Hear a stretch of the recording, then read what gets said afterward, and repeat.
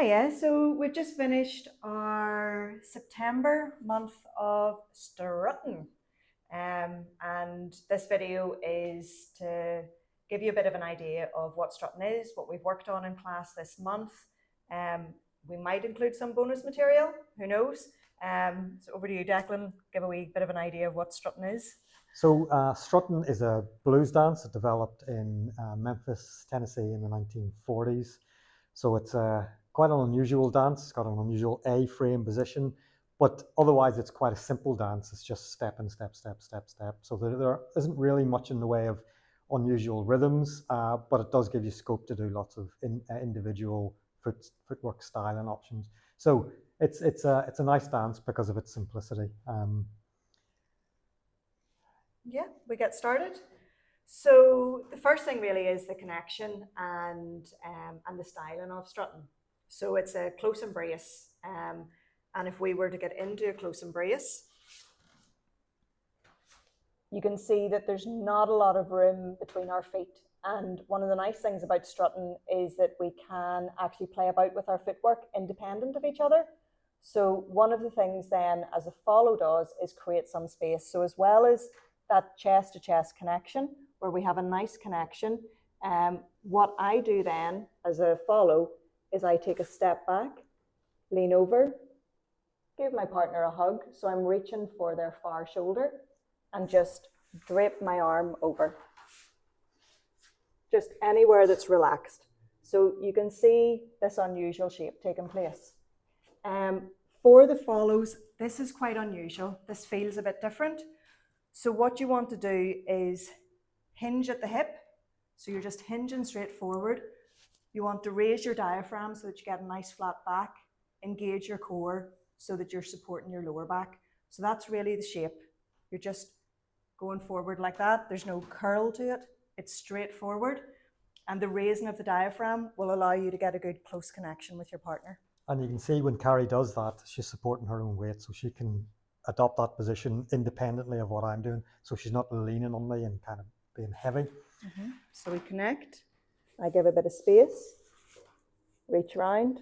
I'm going to stay nice and relaxed with this hand. I can connect here. I can have it loose.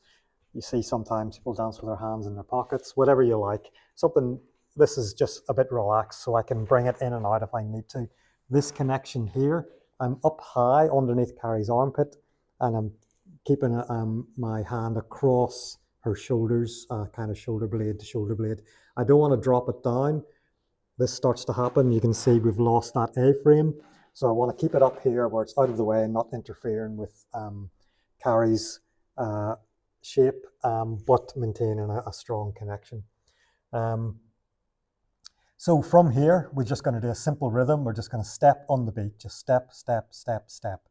A bit like a run, run sort of idea. So we're just going to go run, run, run, run, run, run, run. We can move about a bit. Nice, loose knees, loose ankles. So this is down into the ground. So this is just our basic movement. And you can see even with this basic movement, we can get quite a lot of movement around the floor. So even though we're taking simple steps just on the beat, we're not doing anything fancy, we can move around the floor. Now, what we can do, because we have lots of space underneath, we can start to introduce a bit of our own individual styling. So we can do little cross steps, whatever we want. Maintaining a basic while Declan plays about with his footwork, and you can see it's not interfering with me in the slightest. So it's a nice way just to keep it a bit more interesting, so that you're not just plodding step, step, step, or just making adding a bit of individual flair, but nothing too complicated and nothing that's going to throw your partner off. So that's just something you can do that to the dance, to a song, dance that to a whole song, and that will be perfectly acceptable. But we can add some more interesting things. So we connect as before. We can do a little bit of hesitation rocks, I think would be maybe a good name for it. So as we're moving around, I can decide to go forward and back and forward and back. And I'm not just sticking my leg forward and back like something like this, where I'm not actually going anywhere. Carrie can't really feel that. I'm actually moving my weight forward and back, fully committing my weight. Boom. And we can do it on the other side if we wanted to. And each time there I stepped forward, we could instead decide to go back first. So either way is perfectly fine. You can go on either foot, forward and back, or back and forward, whatever you like. The point being that we have full movement onto our feet, transferring your weight fully onto that foot rather than just sort of doing something like this where you're not moving your weight. Follow can't really pick up on that. For the follow, because we can be doing independent, fancier footwork of each other, when we do that, we do it in such a way that doesn't interfere with our partner. So if Declan was doing some fancier footwork, he would be very conscious that I might be doing something different, or I might just be doing the basic run step. So he will try to maintain a quietness everywhere else, so that I don't get interfered with that. Versus what he's just explained, if he actually wants to lead a step, that needs to be obvious. So the movement back and forward needs to be really clear, because that's an indicator then to me as a follow, here's something I can join in with. Yeah. So another interesting move we can add in would be heel digs. So this is like a pendulum, maybe a bit like the hangman jazz step. So as we're doing our basic, some point I'm going to go this, so you can see my feet, my legs are kind of having this pendulum idea, and my body is sort of rocking back and forward. So you can see I'm not actually traveling with this, but I've got this pendulum movement, and then we can just come out of it. Nice and easy. So one of the things to be aware of for the follows, when we're doing maybe a movement like that, it would be quite, until you get your muscle memory kicks in and you get really used to this shaping, what can often happen is as you do that pendulum, you'll gradually start to straighten up, which is absolutely fine. Just whenever you stop doing it, be aware of that and start to create space again. So that might have to be a very conscious decision to come out of some of those and create that space. Yeah, and what might facilitate that actually is for the lead to take a step back. So when we're just doing our basic and we'll go into the heel digs, if I create a bit of space again by traveling away from Carrie, that might help. Yeah. So we've had a bit of moving around the floor, a bit of nice gentle rotation. We can tighten that up and make it into a strong pivot, kind of like a natural pivot going in one direction and a reverse pivot going in the other direction. So if we were to go with what we will describe as a natural pivot, it's kind of, it feels a bit easier. It just feels more natural to do it this way. So we've got our basic movement, and then I'm going to lead with my left foot as I come around. And we can come out of it. So the trick to this is to pivot on your right foot and step around behind your partner. Really, it's about driving around with your chest and just placing your foot wherever it goes naturally, rather than trying to reach and then move. So drive with your chest and step down wherever your foot naturally lands. So we're not trying to get any particular angles in this, get around, 90 degrees, whatever. We're just moving around with our chest and placing our foot.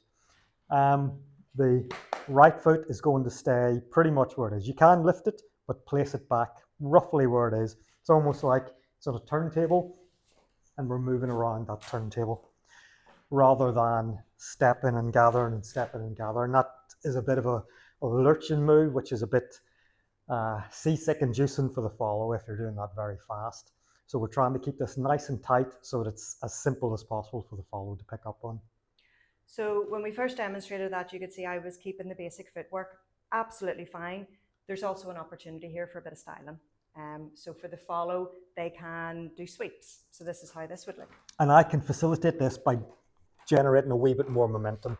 So we've got our basic going. I decide I like to do a bit of a pivot. So this is an easy pivot. I might want to go a bit more energetic, and that facilitates that sweeping motion from the follow. I'm not trying to force that, but it makes it easier for the follow to do that. So it's a nice little styling option. We can do a reverse pivot. So if we went this way for reverse pivot, we're going to go this way, anti-clockwise. So that's your left shoulder back? Left shoulder back, yes. So this is a bit trickier than the natural pivot, but we'll see how we get on. So we've got this happening. Now I'm going to turn this way. So it's the same kind of idea. This time I'm pivoting on my left leg and I'm stepping around and pivoting and stepping around and pivoting. Becomes almost like a paddle step, this kind of pushing yourself around sort of idea, more so than the natural pivot. And this also facilitates sweeps from the follow. Everybody will have their own preferred way. You know, for some it might be for the lead left shoulder backs, for some it might be right shoulder back. Similarly for the follow, some might prefer left shoulder forward or right shoulder forward. Very personal. So just play about with that to see what works for you. So I can make this a bit more energetic, and that facilitates this nice sweep from the follow. What I would say is, unless you're fabulous at spotting, you might not want to do too many rotations of that, because you'll come out of it maybe feeling a wee bit dizzy. Yeah. But a few is perfectly fine. And this might be a personal thing, but I find doing the reverse pivot a bit more dizzying than doing the natural pivot. But anyway, that's just maybe the way my brain is wired. Yeah. So we can do an inside turn being a basic move that is found in all sorts of dances, and we can use our pivot to create that inside turn. So we're going to do a natural pivot. So we're coming around. I want to get a little bit of energy here, and then at some point I want to open up my frame, catch, create a nice stretch connection, and then bring Carrie back in again. So as we've got, we can slow this down, as we've got our pivot happening, here, I'm going to not step all the way around or not drive around quite as much. I'm going to cut it a wee bit short, but as I do that, I'm going to open up my frame. So Carrie continues her rotation back. I'm going to release and connect with this hand, and I can use it, get a stretch connection, and then bring it back around. What I would say for the follows is, and it would be quite, I think, common maybe with all, is lean into that connection. That's what's going to spring you back. So for example, again, slow motion, if Declan was leading me off and I stop short, I'm giving him nothing, which means then I've stopped the momentum and I have to then be the one who turns myself around. Whereas if I lean into that, it springs me back with energy. And that becomes a very simple turn. Yeah. If Carrie doesn't commit to that stretch connection and I'm about here, say, then I have to shorten this and then try and haul her around if she's not going to move herself. So, and then it becomes very muscular and very jerky and doesn't look nice, doesn't feel nice. Doesn't feel nice, whiplash potential, all sorts of nastiness. So we want to generate lots of momentum in the pivot, and then we just let the momentum go and create a stretch connection here, and then reverse, use that stretch to reverse the movement. So you might have noticed the arms up. That's a styling option. It's not a requirement. I don't often use that as a styling option. I do with strutting, because strutting's faster and we're closer in. And if I weren't, I might have my arms like this and so if you are using it as a styling option, arms straight up. Think of your shoulder blades, because if they're not straight up, you're going to actually be even closer to whacking. If you don't like that and it feels uncomfortable for you, just be very conscious of where your arms are. So it might be that you hold your arm in tight and be very clear that your elbows are down low, rather than having them in maybe a usual available dancer's pose. So we've done pivots and we've done moves you can do from pivots. We can do some more linear movement as well. So we'll do a move called a crab walk. So a crab walk just drifts to the side using a series of kind of zigzag movements. So we're doing our basic, whatever we want to do, and then we can move in.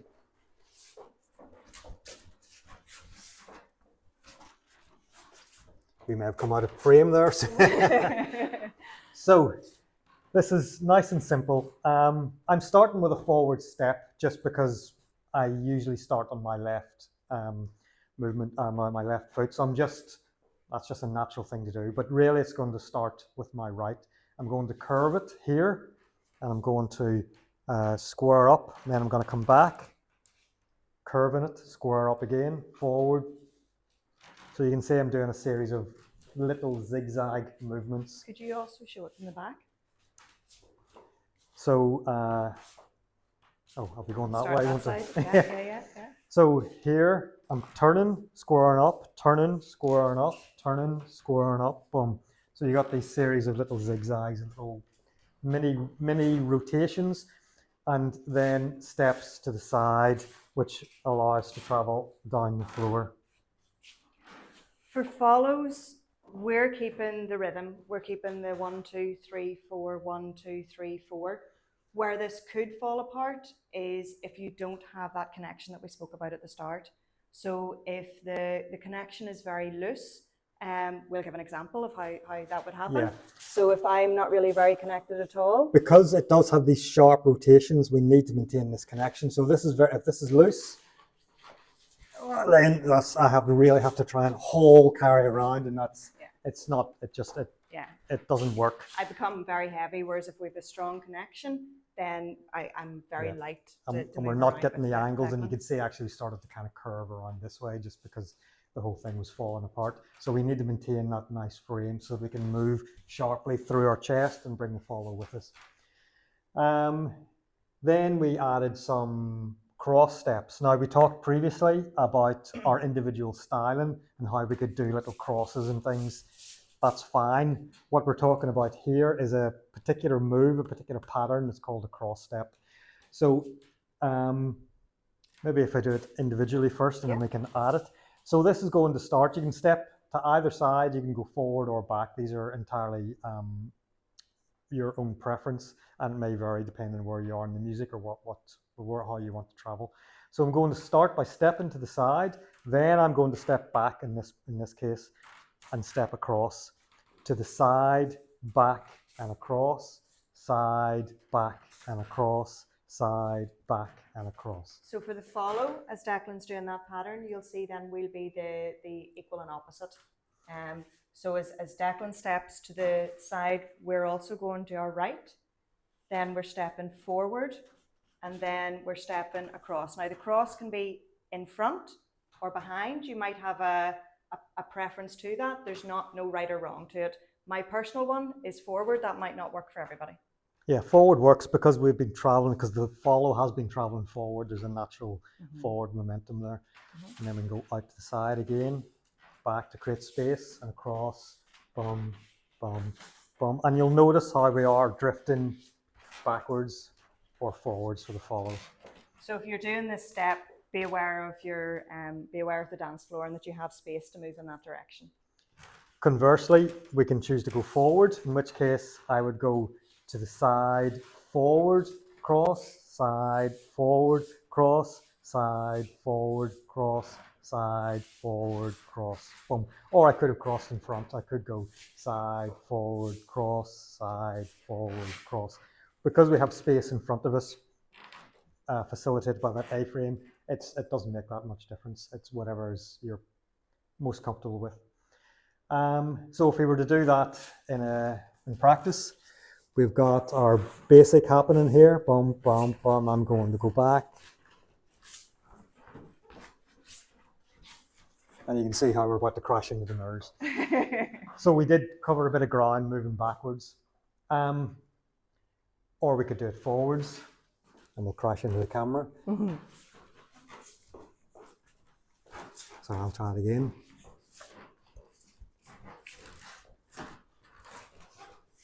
Yeah. So what you'll notice here, something to be aware of, is that this is a 3-beat pattern, but we're still dancing within 4-beat rhythms. So try to avoid turning this 3-beat pattern, because you're taking 3 steps, into a 4-beat pattern by doing something like 1, 2, 3, 4, 5, 6, 7, 8, 2, 3, 4, 5, 6, 7, 8. We're still stepping on every beat. 1, 2, 3, 4, 5, 6, 7, 8. Yep. So you will find you get slightly out of sync with the patterns of the music, but it all comes back around again. And because we're just dancing on every beat and we're not really that bothered about particular patterns, then it doesn't really make much difference. But just watch, your brain may want to switch in to 4-beat patterns, and you end up doing these 3 steps over 4 beats. So just be aware of that. So that's what we covered in our September strutting class. We will come back to it and develop it some more, but that is lots to get you going on the social dance floor as a starter whenever the music comes on. And the types of music that we would be dancing strutting to will be generally fairly fast, lively blues.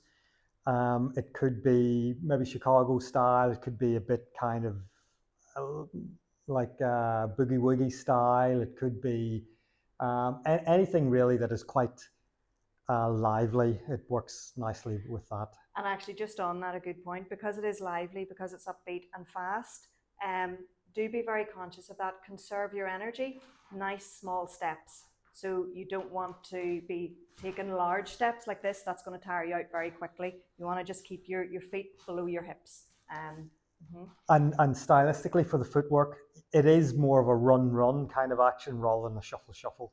So we're not this kind of thing. It is definitely a kind of a lifting your feet, lifting your heels idea. It gives you a nice bounce. And we'll give you a bit of an example about how all of that looks on the social dance floor to some music.